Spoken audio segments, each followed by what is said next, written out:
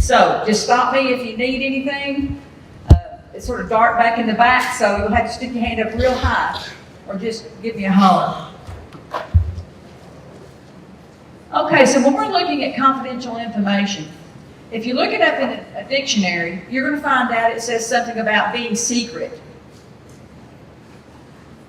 That means our district has to have a process for us to go through to make sure that we don't give out confidential information to those that are not the educational representative. And when I'm talking about an educational representative, I'm talking about the person that the ARC chairperson writes down on the sheet of paper that we do in an ARC meeting. I'm sure you all probably aren't in there, but that is his job. So those people are the only ones that are allowed to see student records. Now, those people can also give permission for someone else to do that, but it has to be notarized. So we have to make sure that we have the right people in place. And if you look up there, it tells us that not only do we have to keep hushy-hushy about things, but we have to make sure we maintain these records. When these kids graduate, what do we do with those records? Most of them send them to the central office, and they keep them for about 5 years. And then some districts, I'll just put it this way, they have a burn pile, and a humongous burn pile. So we have to make sure that we take care of those records as well so they don't get out. We can't throw them in the dumpster.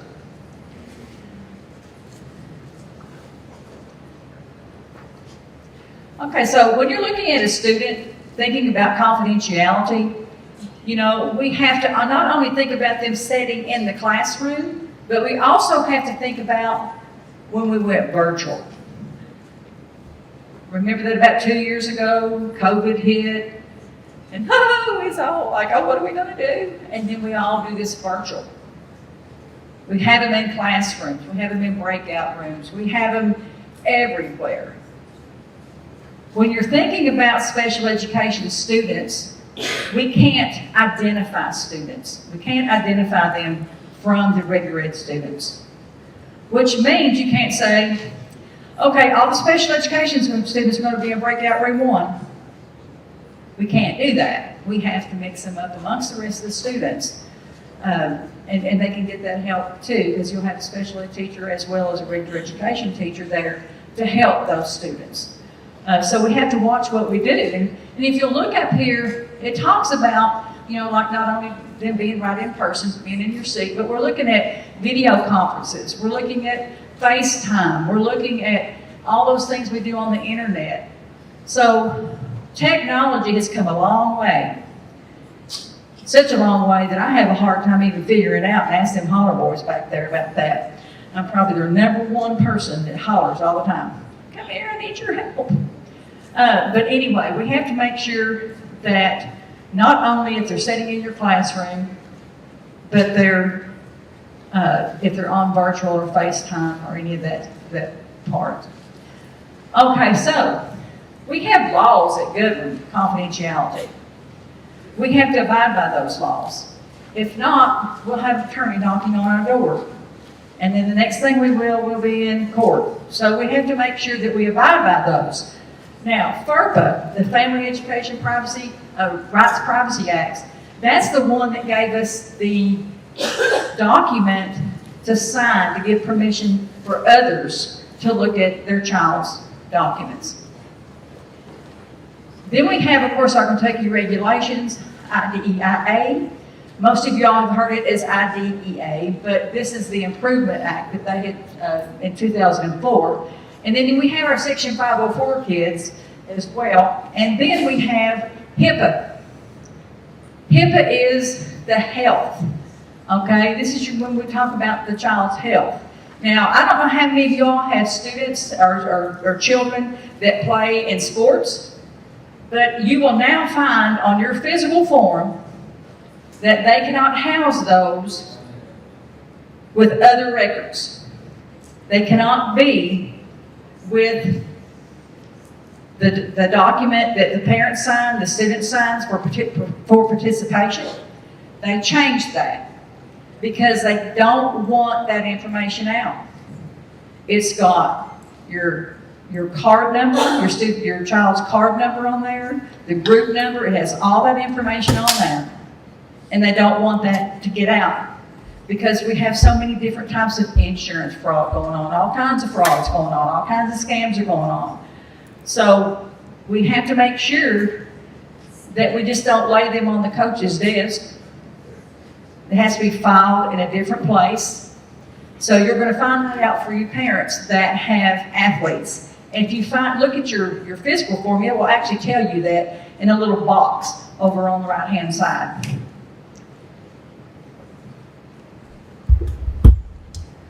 Okay, so what are educational records? What do we need to keep confidential? There are so many of them that there's 2 slides of them. So when we're looking at this first slide, not only are we talking about the student, but we're talking about family data, evaluation and test data, 504 plans, progress reports, report cards, work samples, attendance records, written accounts of parent and teacher conferences, audio and videotapes, electronic information stored on cell phones, PDAs, databases, instant messenger, and voicemail recordings. I would try to stay away from a whole lot of that stuff if I could. All right, so the next thing is, well, getting a little bit fast. I'm trying to get y'all out here too fast. Okay, so the next thing we're looking at is medical records. Some students do have medical records. You all take care of students that are more severe, that are medically fragile, and they have all types of medical records that we don't need to get out. So we have to make sure that we house them in the right place, in a locked filing cabinet or something that is locked. You have the IEP. You have records on different types of therapies, speech therapy, OT, PT, those types of records. Then you may have some information from, like if they come from an institution, they come to your school. We don't want those records to get out. Discipline records. And then here we have digital computer records, video, audio tapes, filming, those types of things. We have to make sure that if a parent wants their child videotaped or photographed, in their student handbook, it's usually about the last page, there's a form that they can fill out. If they do not want their child to have their picture taken or be videotaped, those types of things, they have to mark a box. And we have to make sure that if they go to any events, that their picture or they are not videotaped. It could cause a lot of problems. So, a few years back, they had what they call a biometric record. It includes a whole lot of things. But what I'm going to talk about now is they can actually, you cannot give your fingerprints out, any kind of facial characteristics. I know in one of our districts that when COVID first hit, they had to go in and the computer scanned their eyes, the retinas in their eyes, and that's how it popped up who the student was. Well, we can't give that information out to anyone. That is just for school use. So we have to make sure of that. And then look, handwriting. So we have to watch the things that we're doing to make sure that we're not getting out any of this information. Those are the things I wanted to let you know about because a lot of people don't know about it unless they've been like me, spending 42 years learning this stuff. So I want to make sure you all have that, and make sure if you don't have the PowerPoint, then I do have those laid back on that table back there.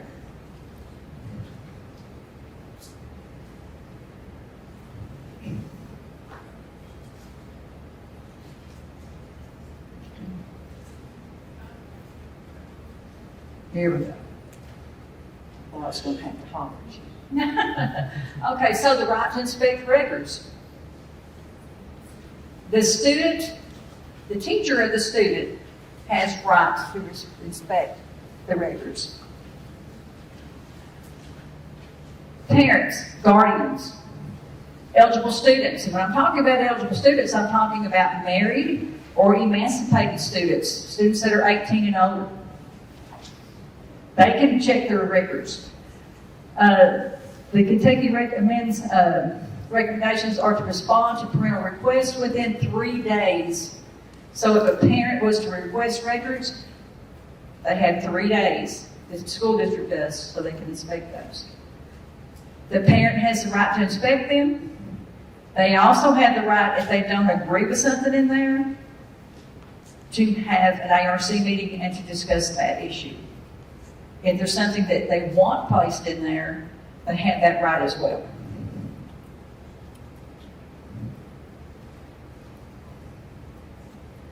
Okay, we do not want to breach confidentiality. That's the main thing. So, if somehow we do breach the confidentiality, we have to have an investigation done by the district. We have to have it reported to KVEC, the legal counsel, the Attorney General's office, and we also have to report it at the federal level. So, if a due process folder goes missing, we can't find it. We've looked and we've looked and we've looked. 2 weeks have gone by and we still don't know where it's at. We will have to do all of this right here. The reason why that personal information on the student is in that folder. And we don't want that to get out. So we have to do this reporting. And then there's a whole big old list that has to be done. And I'm not imagining anything. It's a whole one-page thing that has to be done by the district. So we just don't want to lose that file. We have to contact all parties involved that it was breached. And we have to plan development and follow up on all the pieces that we have to contact KVEC, the federal government, and the Attorney General's office. And they will be following up with you as well.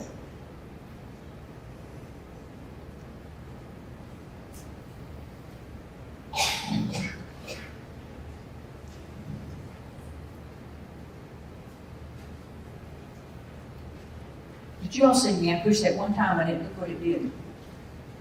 It's gone plumb wild. All right, so how do we ensure that parents see information only about students? One good thing about it is we've got Infinite Campus. Now all we can print out is that student. That the parent wants to see the grades, print out only that student. They want to see the attendance, print out only that student. So that helps us a lot. Back in the day, we didn't have that. We had to put them in books. And all we had to do was cover up everybody's and have that one child's grade showing. But now, since we have Infinite Campus, we have that.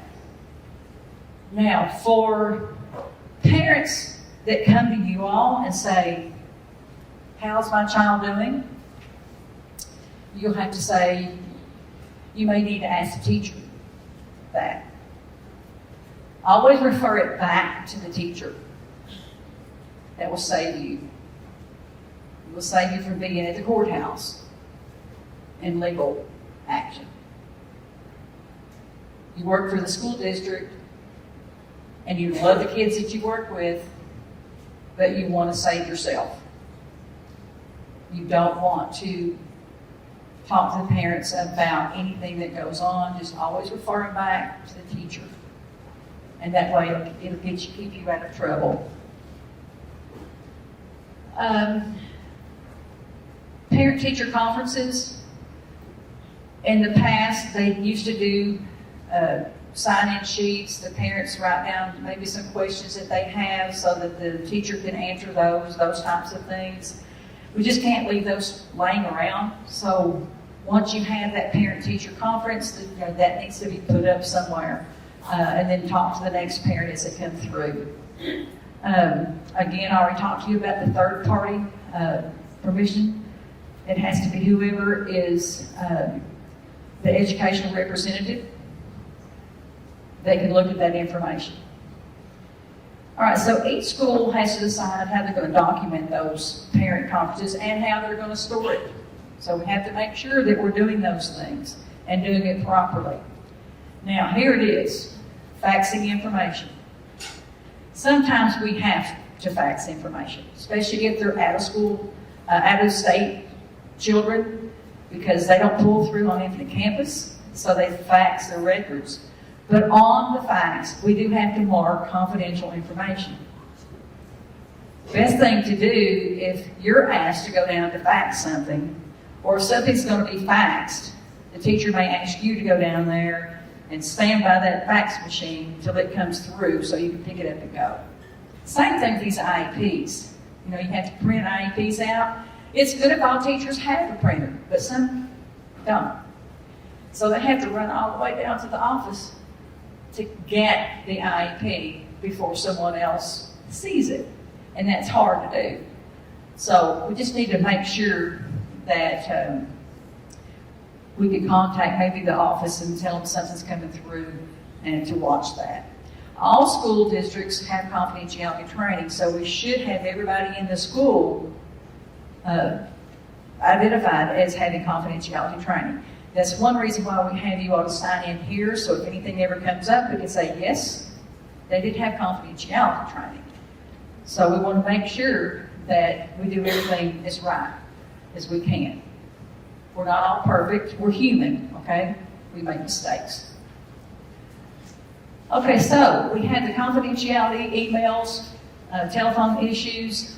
In the past, we were told, do not email stuff, those kinds of things, but now they're sort of giving in to that. But we have to put this big confidential statement at the end, and then we've got a copy of it here to show you, and that's the reason why I wanted you all to have it there. And I did send it out to you all in an email for those that you all registered early, the PowerPoint, so you'll have it electronic. And if you need it, just all you have to do is holler at me. Email me, text me, whatever, and I'll get you that, whatever you need. All right, so do not include student or teacher names or grades in email. Do not use social security numbers. Do not use student ID numbers. Do not use any of those types of things that can identify that child.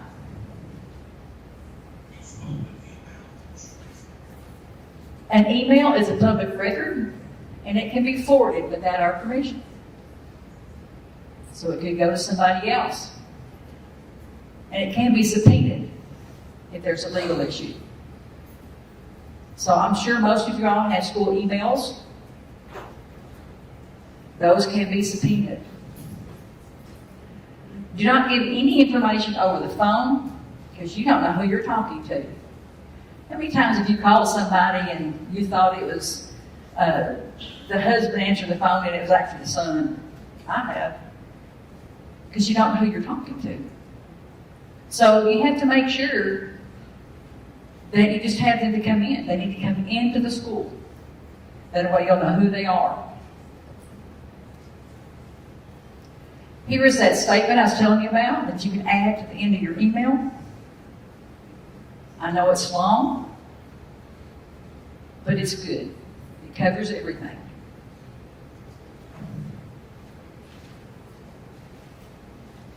So sometimes we have issues with electronic information. So the contents of personal electronic device may prove to very embarrassing and provide information that can be used against the school district or you. Consider FERPA's definition when using cell phones, voicemail recordings, texting, Facebook. Now they've got all this stuff. They've got TikTok out there, and they've got all this stuff I don't even know, or don't even want it. Don't even want it in it. Instagram, or whatever they call it. So now we have, if you'll see over there that filing cabinet, it's very important that we have a filing cabinet and with a lock on it. So you have lesson plans. Sometimes teachers write in like accommodations for certain kids or things about certain kids that they're taking data on. We have to be careful with that. Report cards, modification plans. We have to make sure all those are stamped confidential. Now, substitutes, and I'm sure most of you substitute. Usually when a teacher's out and they can't find somebody, so they call somebody in there to do that. I've seen some aides in there subbing in my day, and they do well because you've been in the district, you've been in the room with probably the class, and you can probably teach it. All right, so we have to have those substitute folders, and in those we have to make sure that we have the IEP kids documented. We don't write them on the board. So-and-so goes to speech at this time. We can't do that. These are our IEP kids. They get this kind of accommodations. We put it in this folder for the substitute teacher. That way it'll cover all of us.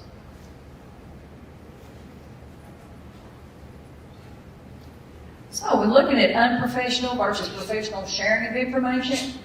When we're talking about a colleague, about the student or his family, we have to think about 4 questions. There's 4 questions that we must think about and answer those in our heads before we do. Remember, we think before we do.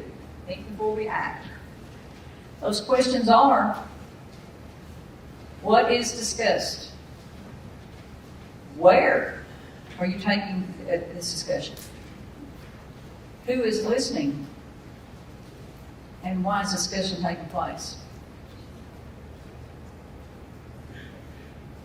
I have been in situations that I've been in, like a grocery store, in Walmart or whatever, parents ask me about their child.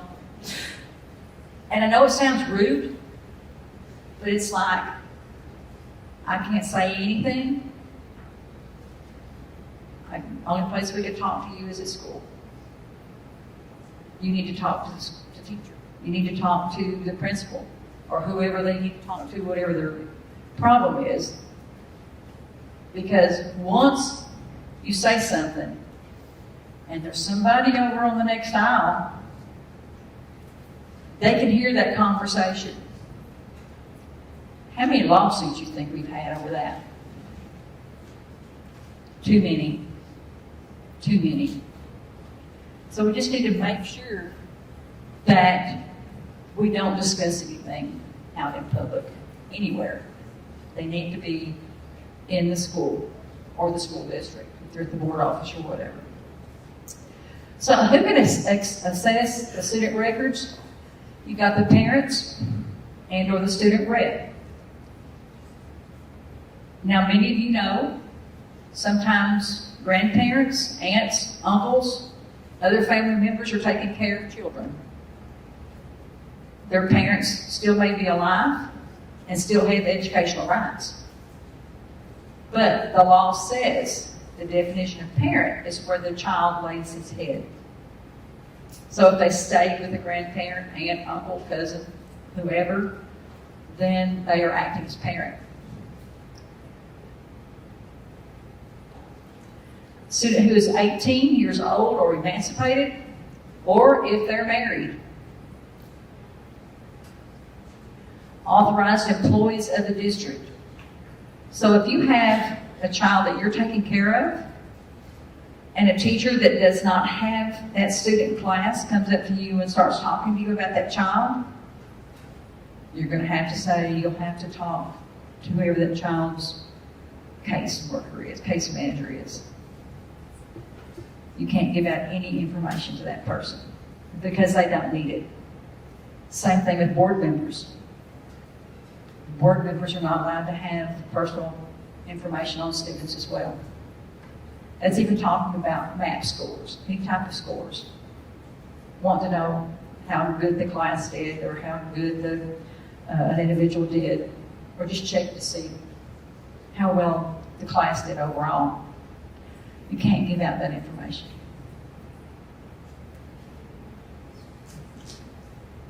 Staff for the United States and State Department of Education will and can look at any personal information on students. As a matter of fact, they have access to Infinite Campus. So they can go in at any time and look and review any child's file. Recording of access of student records. There is a document created, and it's created from Infinite Campus, that has the information we need for anyone other than those people that were before this slide were allowed to see the records. If I come into a district, I have to complete that form. If any of KVEC staff comes in, they have to complete that form. They want to know why we're in there. What are we looking for? So we have to put all that information on there. The name, the agency that we're from, the date, and why we're in that photo. And if we copied any of the information.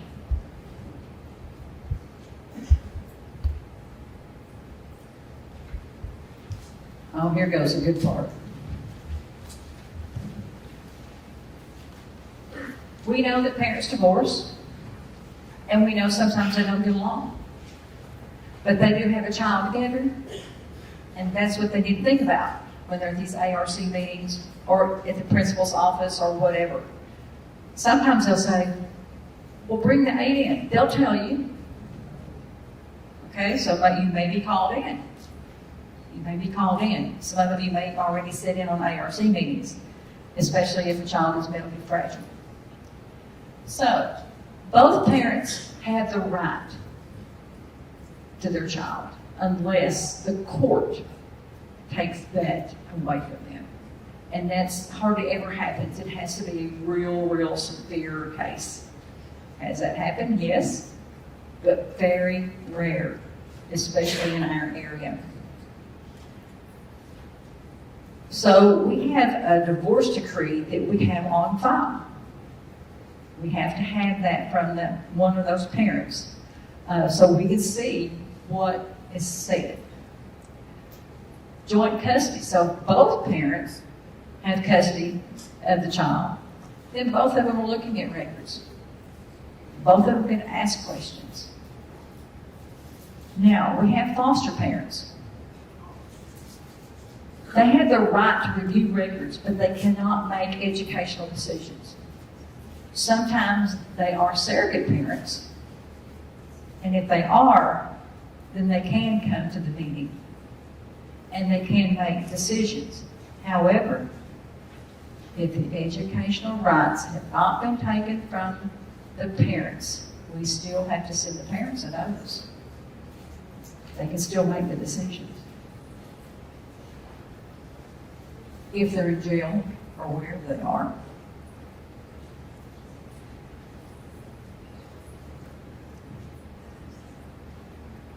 Parents can request interpretation of records. If they do not understand anything, they can call an ARC meeting and go over those records. And like I told you before, if they don't agree with them, they have the evidence, those types of things, those records can be changed. And sometimes they have been changed. It's rare, but they can be changed. Remember, I said we're human. We do make mistakes.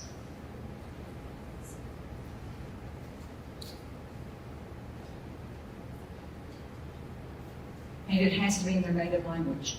So if you have a Spanish child and the parents are Spanish, then we have to have a Spanish interpreter. We do have forms now that are in many cultures. So they have that, they can read that. But however, our IEPs and all our forms are in English, because I can't read anything else other than English. And of course, the United States is for English. Okay, conditions where prior consent is not required. Okay, not. I probably should put that in bold letters and red. Disclosure within agency and legitimate educational interest. So if it's within our school district, if a child has been transferred from an elementary school to a middle school or a middle school to a high school, we are in the same district, therefore we don't have to have any type of consent form. Officials of another school, school systems, or institutions of post-secondary education where the student seeks or intends to enroll. Directory information, audit purposes, subpoena or court order, financial aid, and health and safety emergencies. That's emergencies, okay? That's not that you can give them the documentation that's in the folder to anybody. This is if a child has a serious injury.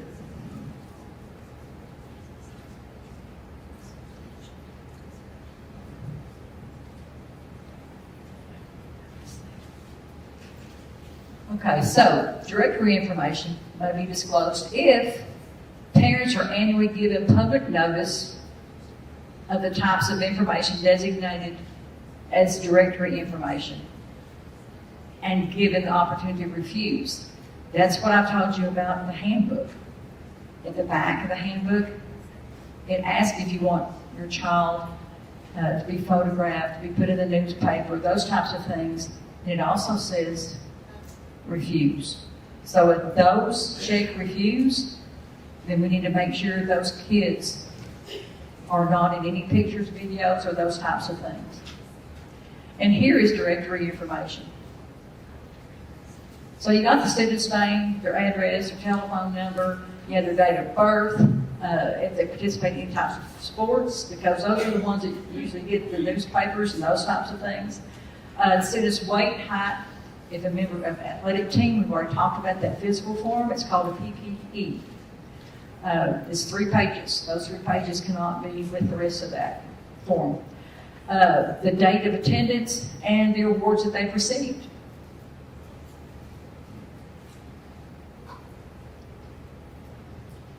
May a student review and inspect his or her own records? I've had this happen to me. I've had students to ask me that. But they cannot do so unless they are 18 or they're married. But they can't have mommy and daddy to look at them if they really are concerned. How does a school system release school records? Well, like I said, we have Infinite Campus. So, in the state of Kentucky, all we have to do is upload that records and send them to the school that the child is transferred to. Now, your outside of Kentucky children, sometimes they're mailed, sometimes they come across a fax. There's just ways that they can do that, but they have to do it legally. Like I said, if they're going to fax something, they need to call somebody right then and say, we're going to fax this information right now. So somebody can be there to get it. And we all have clerks, so we can talk to the clerk and say, I'm going to have some information coming through a fax, please get it off the fax as soon as it comes through.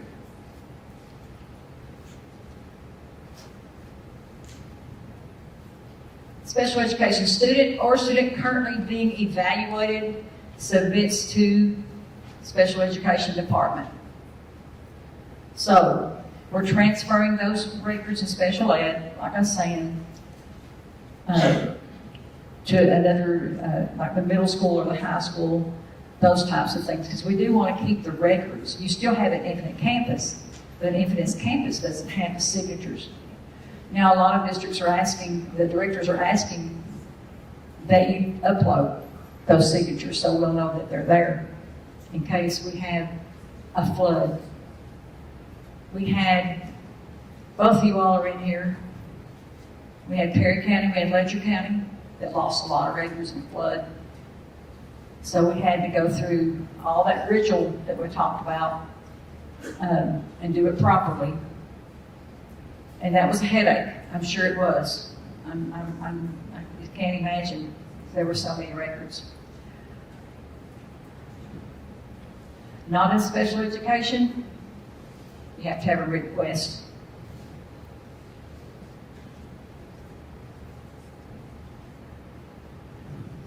Before we can do that.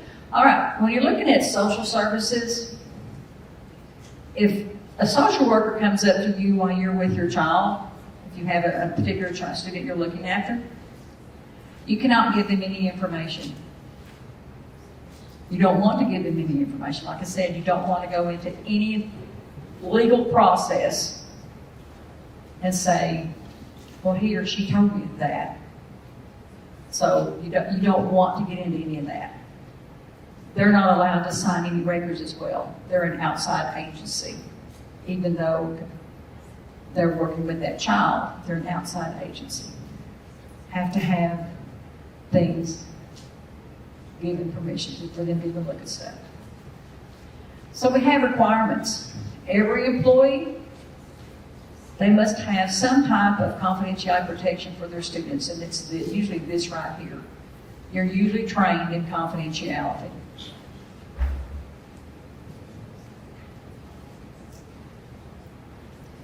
I put some questions together, thinking that that might be something different than you all having to listen. That way you can think, can you do this or can you not do this? All right, so the Children's Corner Daycare calls a local school district and requests it sue school records or forward it to them.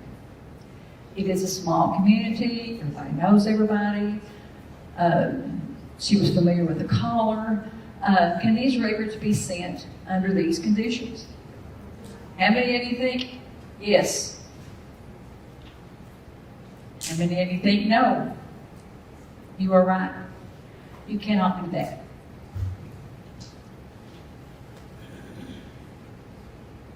The records cannot be sent without written parental consent. FERPA and IDEA do not allow the school district to send personal identifiable information to another agency without a parental authorization. A daycare may be providing educational activities for the student, like maybe after school they get on the bus and go over there to the daycare. However, they are not a state educational school district or agency. So that's the reason why you can't give them any information. Question 2. Amber's family moved to the neighboring county. The neighboring school district sent a request for the transfer of records. Can this information be forwarded without parental permission?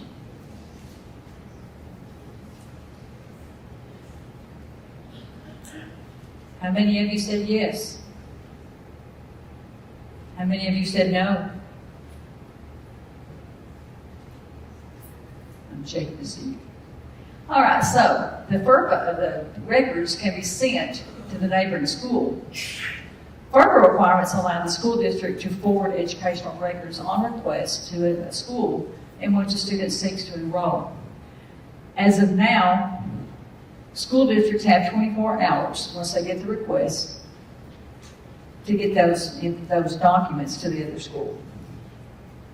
So we have to make sure that we follow those, and they just started that here last year.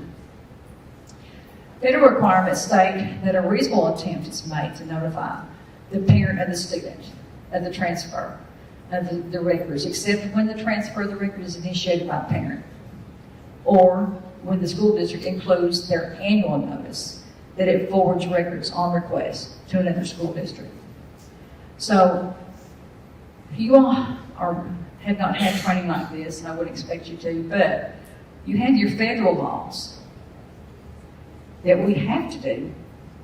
You have your state regulations that are something added from the federal, so they're additions we have to do.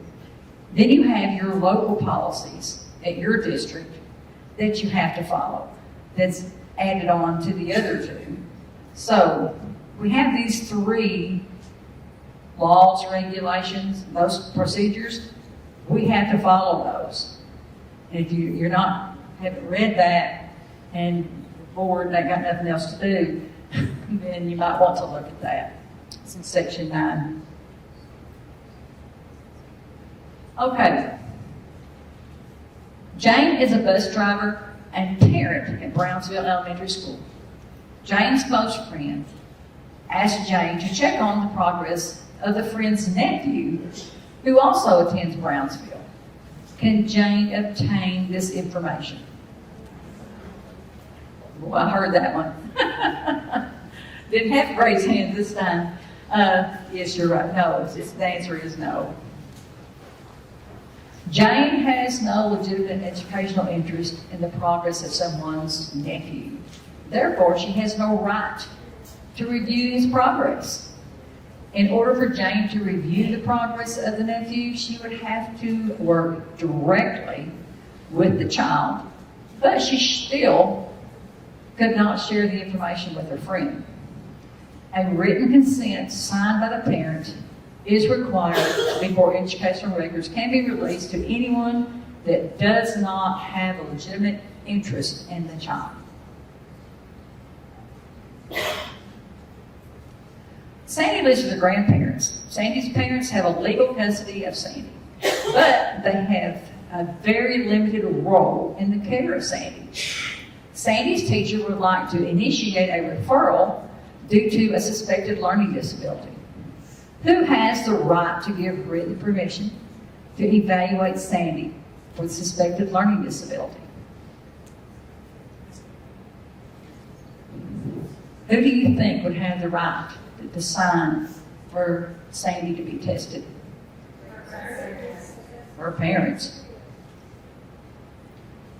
The ARC chairperson can determine that a person is acting as a parent, and as such, the rights of the parents until the parent reappears to reclaim his or her rights. Therefore, Sandy's grandparents are acting as a parent and have the rights of a parent in making educational decisions concerning Sandy. So, we have to make sure one thing. If the parents are still living locally, even though the child may be living with a grandparent, that we try our best to get consent from them first. Because they still have their rights. And they still can come back and say, you all didn't notify me. I don't want my child in special ed. That can still happen. But as a child sleeping in a grandparent's house, they have that right as a parent.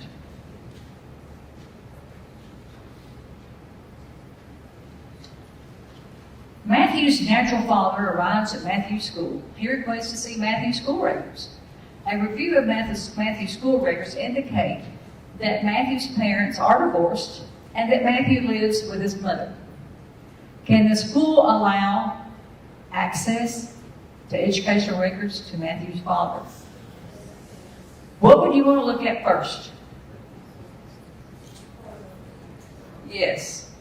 We have to find out if Matthew's dad still has his rights. If he has, well, let's just go on over here. So, both natural parents are allowed access to the educational records of a child, unless the school has been informed that a parent is not allowed due to some legal action. The fact that Matthew's parents are divorced does not automatically take away his parental rights. If the school does not have legal documents stating that parent does not have access, then the school allows the natural parent access to their child's educational records. So if there is a divorce and the mom or the dad, whoever has a child, they need to go in there and make sure as they take that document in there so they can red flag that child in case one of them comes in and wants to see the child, talk to the child, sign the child out. So, as you noticed, about 4 or 5 years ago, a stepmom went into school and she had someone with her and they killed this little boy. Well, that's one reason why we need to make sure that we have everything in order, because we don't want that to happen.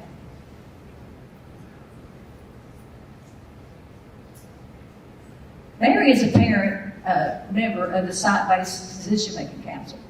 Mary would like to have a look at the recent state test scores of all the students in Miss Reed's class. Does Mary have access to these records? Good. No, she does not. And she's just a member on that council. Mary does not have rights to access to students' educational records. A site-based decision-making member does not have access to personal identifiable information. Parent consent would have to be obtained from each parent to allow Mary access to the students' educational records. You know, the intent might be good. They might want to look at those to see how we can help some of the children build those scores. They could be like maybe 1 or 2 points from the next area up, and they want to do that. They want to build them. But we can't do that. We can't do that. We can't give them access. But that still, you know, it's not that they wanted to see everybody. It's that they wanted to see how they could help them. Bonnie has written separated from Fred. Bonnie and Fred are the natural parents of a student in your classroom. Bonnie sends you a note that Fred is not to have any access to any of their child's educational records. Can the school honor Bonnie's request? No, they sure can. I got a good group. As it says, both natural parents are allowed access to the educational records of a child unless the school has been informed that a parent is not allowed access due to some legal action. When you have legal action, you have court-ordered papers. Those need to be filed at the school. And to add, I know they have them in the front office, but it's good to have a copy of it in the child's due process folder. Sometimes we change teachers so much that we forget to let the teacher know about situations like this. If the school does not have a legal document stating that a parent does not have access, then the school allows the natural parents access to his or her child's educational records.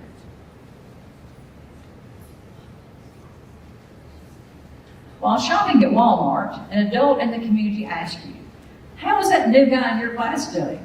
I heard that the police came to school this week to interview him. What information can you release concerning this student?" None.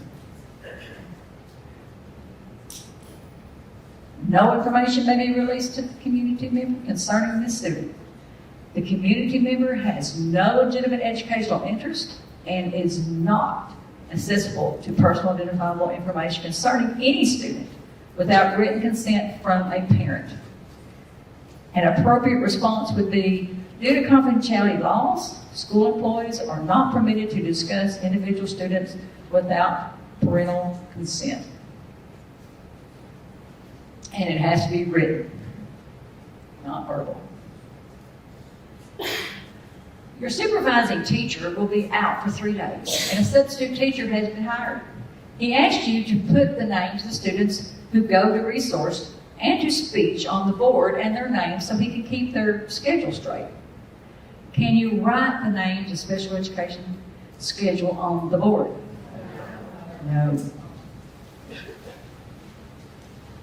You cannot post or list the names of students who are in special education on the board, on a chart, or in any other fashion that is observable by any student or visitor to the classroom.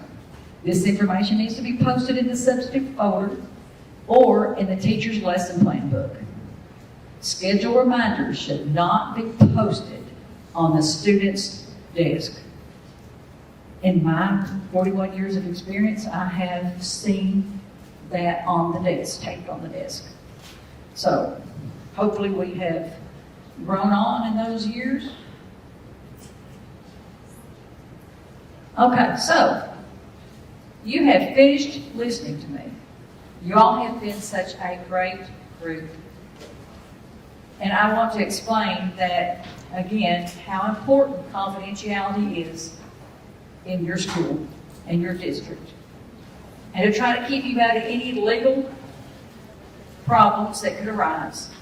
Just remember to tell whoever comes up to ask you something that due to confidentiality laws, you are not permitted to talk about the child. To go talk to the child's teacher. I know they might get mad at you, but I would rather be mad at me than have to go spend so many weeks in the courthouse with my name in the paper and all that kind of stuff. We want to do right for the child. That's our job.